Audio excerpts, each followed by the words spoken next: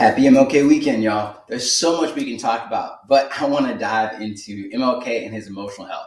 Let's talk about it. My name is Jonathan. I'm on staff within Varsity, and this is EHA Daily. There are lots of stories, myths, and legends about the Reverend Dr. Martin Luther King Jr. But one of them, the story that stands out to me the most, is his phone calls he would make to Mahalia Jackson. She's my mama's favorite gospel singer and one of the most influential Black female gospel singers ever. Think about it. Instead of him saying, Siri, play Mahalia Jackson, or watching videos on YouTube, he would call the lady himself, right? When he was feeling depressed and alone to get the motivation to go forward. The reason we know this is because the FBI surveilled him constantly, which is an entirely different matter. See, it must be understood that systems that oppress and marginalize dismiss, diminish, and destroy people and institutions that resist them in small and large ways.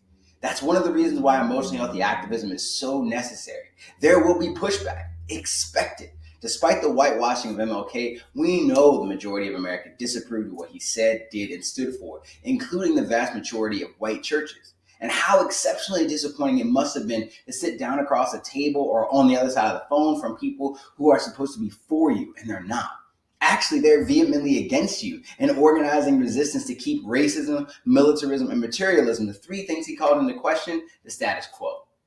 How depressing, how exhausting, how exceptionally sad it must have been to experience over and over and over again rejection from the people on the street all the way to the presidency of the United States. See, before Dr. King was assassinated in 1968, someone tried to stab him multiple times in 1958 after chasing him for 6 years. That means someone wanted to kill him when he was 23 years old. Few of us will ever know what that type of opposition is like, but I can attest from personal experience that when you get death threats, it changes you. So as we're headed into Sabbath this week, remember, Sabbath is a commandment, not a suggestion. So who is your Mahalia Jackson? Who is in your squad that you can call and lean on when the grief gets to be too much? The trolls are getting through. What songs, books, images, videos, art, and sermons get you through? Where can you go to ground yourself in the love of God? Because if I know one thing, it's that if I need to be seen, heard, felt, validated, valued, and celebrated by the people and structures that are historically set up against me, then it's going to be a hard journey.